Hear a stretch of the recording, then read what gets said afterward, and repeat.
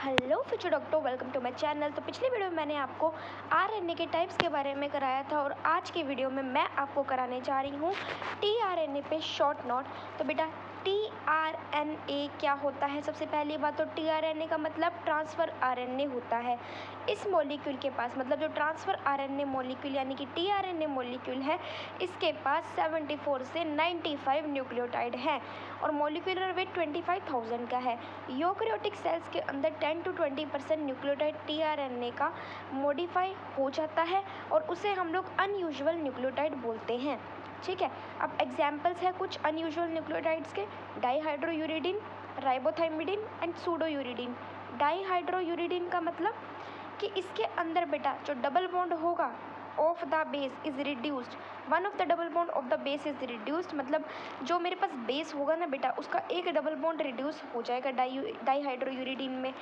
उसके बाद क्या है हमारे पास राइबोथाइमिडीन, इसके अंदर मिथाइल ग्रुप हमारा यूरासिल में ऐड हो जाएगा ताकि क्या बन जाए, थायमीन बन जाए।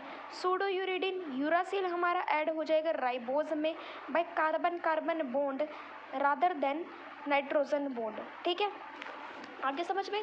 तो ट्रांसफर आरएनए का मॉलिक्यूल क्या है? 74 से 95 न्यूक्लियोटाइड, मॉलिक्यूलर वेट 25,000 एंड ये हमारे पास जो होगा 10 to 20% है किसका ऑफ न्यूक्लियोटाइड ऑफ टीआरएनए, ये मॉडिफाई हो जाता है और अनयूजुअल न्यूक्लियोटाइड कहते हैं इसको।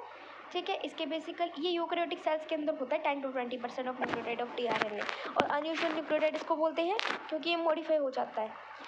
डाईहाइड्रोयूरिडीन, राइबोथाइमिडीन एंड एक और कौन सा है? सूडोयूरिडीन। डाईहाइड्रोयूरिडीन का बेटा क्या एग्जाम्पल है कि इसके अंदर डबल बॉन्ड एक बेस का रिड्यूस हो जाएगा। राइबोथाइमिडीन में क्या हो जाएगा, हमारा मिथाइल ग्रुप ऐड हो जाएगा थाइमीन, यूरासिल में थाइमीन बनाने के लिए। और सूडोयूरिडीन के अंदर हमारे पास क्या हो जाएगा, यूरासिल ऐड हो जाएगा राइबोज में by carbon carbon bond rather than the nitrogen bond. No structure of tRNA, basically अलग से एक क्वेश्चन पूछा जाता है स्ट्रक्चर ऑफ टीआरएनए पे, जिसमें काफ़ी बच्चे कंफ्यूज होते हैं। So tRNA contains mainly 4 arms, each arm contains base paired stem. Basically tRNA के पास कितनी आर्म है? 4 आर्म है और हर आर्म के पास क्या है, ईच आर्म के पास बेस पेयर्ड की स्टेम्स है। अब एक होती है एक्सेप्टर आर्म, ये देखो ये आप देख रहे हो एक्सेप्टर आर्म है, ये आर्म कैप्ड है विद द सीक्वेंस CCA। अगर आप इस आर्म पे सीक्वेंस देखोगे तो CCA की सीक्वेंस है जिससे ये एक्सेप्टर आर्म जो है वो कैप्ड है। ठीक है, the amino acid is attach to the acceptor arm और एक्सेप्टर आर्म पे अमीनो एसिड अटैच्ड है। याद रखो हमारे पास एक एक्सेप्टर आर्म है, एक्सेप्टर आर्म पे CCA वाला सीक्वेंस कैप्ड है with the sequence of CCA। Acceptor arm हमारी कैप्ड है CCA सीक्वेंस से एंड और क्या बोल रखा है, अमीनो एसिड अटैच्ड है इस एक्सेप्टर आर्म पे।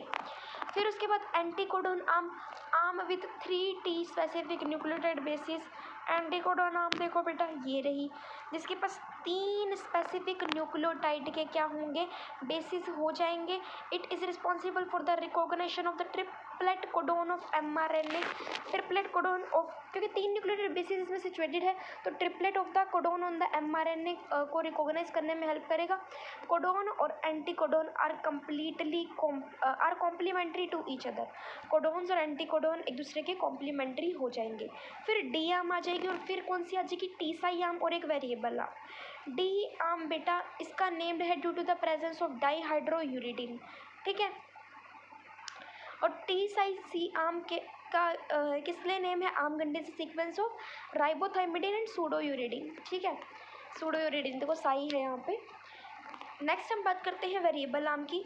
वेरिएबल आर्म कौन सी है, ये वाली। This arm is the most variable arm because it vary in size. It is found between anticodon, ठीक है, as well as T psi C arm में ये आपको देखने को मिलेगा। ठीक है, आगे समझ में। फिर फंक्शन ऑफ टीआरएनए की बात करें तो ये अमीनो एसिड को एक्टिवेटेड फॉर्म के अंदर कैरी करता है to ribosome for synthesis of proteins.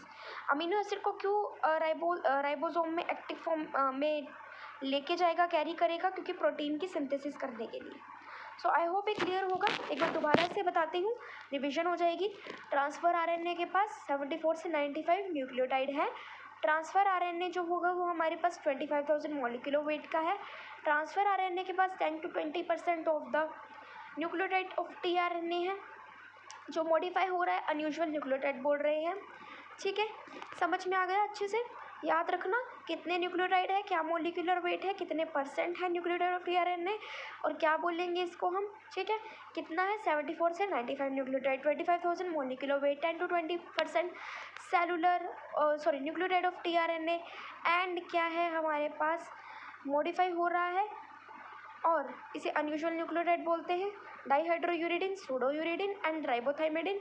डाईहाइड्रोयूरिडिन के अंदर क्या था हमारे पास, one of the double bond of the base is reduced. Ribothymidine के अंदर क्या था, मिथाइल ग्रुप राइबोस में यूरासिल में ऐड हो रहा है ताकि थाइमिन बने, और सूडोयूरिडिन में यूरासिल हमारा ऐड हो रहा है कार्बन कार्बन बॉन्ड से राइबोज में, ना कि नाइट्रोजन बॉन्ड से।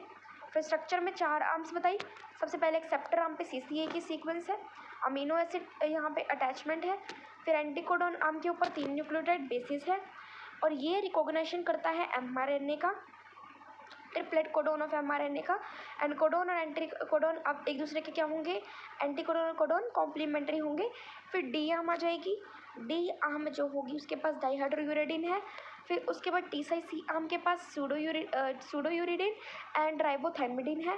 फिर उसके बाद वेरिएबल आर्म इन दोनों के बीच में है, टी साइड सी आर्म और एंटीकोडोन आर्म के बीच में, जिसका वेरी करेगा साइज में। फंक्शन क्या है, फंक्शन यही है कि अमीनो एसिड एक्टिविटी फॉर्म में कैरी करता है ताकि प्रोटीन की सिंथेसिस हो। ठीक है, एक्टिविटी फॉर्म में कहाँ कैरी करता है, राइबोसोम में। ठीक है, फिर ये प्रोटीन की सिंथेसिस होगी। आई होप आपको टीआरएनए अच्छे से क्लियर होगा। Thank you so much for watching, bye bye.